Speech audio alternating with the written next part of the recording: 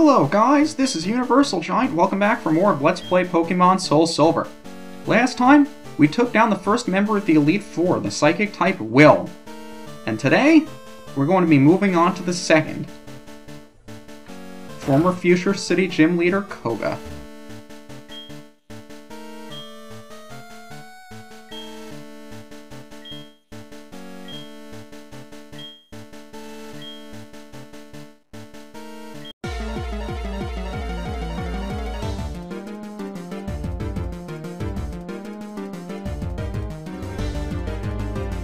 And right off the bat, he's also going to lead off with a Pokemon from the Sinnoh games, Skuntank, Dark Poison type.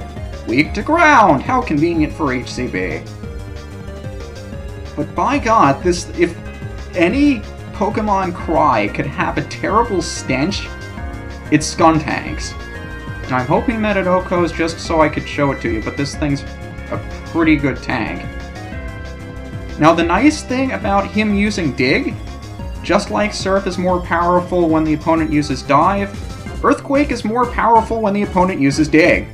So even though you're not going to be able to tell, because he's underground using Dig, Earthquake is going to do twice as much damage as it would have normally.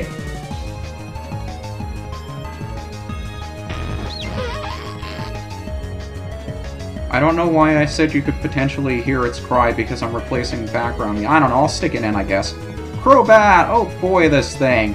All of the trouble I've had with Golbats and Crobats in this LP, you gotta figure this one's going to go by exceedingly easy, right? Right? Please say I'm right. He's using Fly! Why does it know Fly? And why is it... Do you really have nothing else to hit me with? I 4 times resist flying moves. That's a little silly of you. Maybe I should have paralyzed it. I mean, it is stabbed with the magnet. It should Oko. I mean, Crobat isn't the biggest defensive monster in the world. I guess he didn't really have anything to hit me with. That's unfortunate. Should at least teach it U-turn so it could U-turn into something else. Toxicroak, who we've also seen before.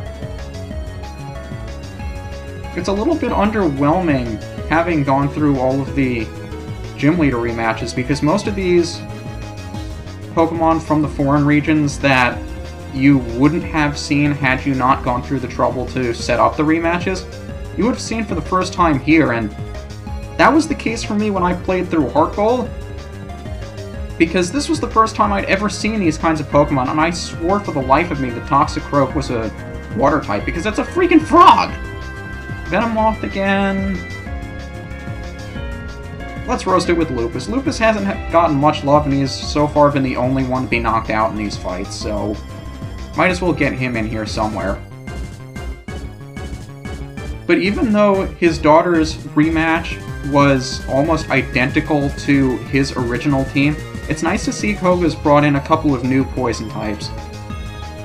And poison only being strong against one type, grass, is really underrated in terms of, you know, its Pokemon and its potential use. Swalot!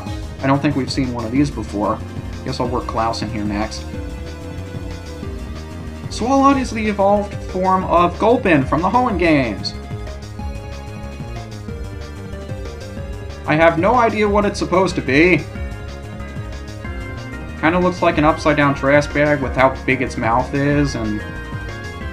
I don't know, I always thought its 2 yellow whiskers are kinda neat. And it survived!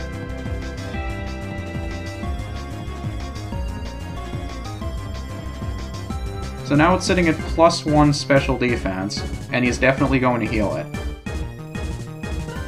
I still think... Would 2 Psychics be enough to do it in if he heals it? We did get the special defense drop from Psychic, but Amnesia raised his special defense 2 stages, so he's sitting at +1 right now, and that means 1.5 times his normal special defense. I think it'll be enough. Definitely enough.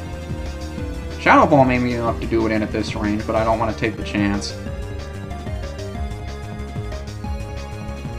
This is probably the one and only place in the game where your ethers and elixirs will come in handy. I suppose they would the first time you went through the Elite Four, because especially if you're trying to go through only using one Pokemon. But especially with the rematches where everybody has 6 Pokemon, you actually have to knock out 30 of them. Chances are you're going to start running low on your PP, and everybody knows when you're running low on PP, drink more. I suppose the ethers and elixirs are liquids, maybe? Minimize! Oh boy, minimize!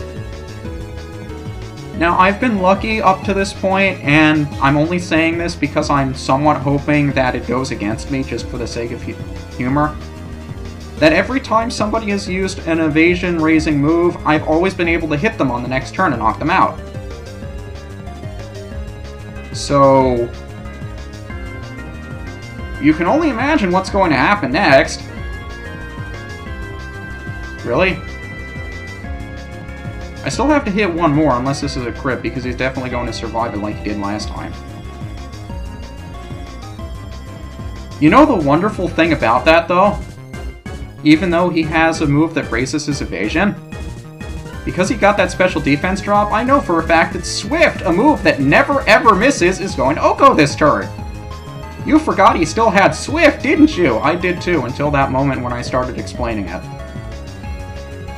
Funny how those two moves, Swift and Quick Attack, I left on him for no other reason than I have nothing else to give him, actually come in handy, even at this stage in the game. But that does it for Koga. 2 down, 4 to go. Next time, we'll face down Bruno. See you then.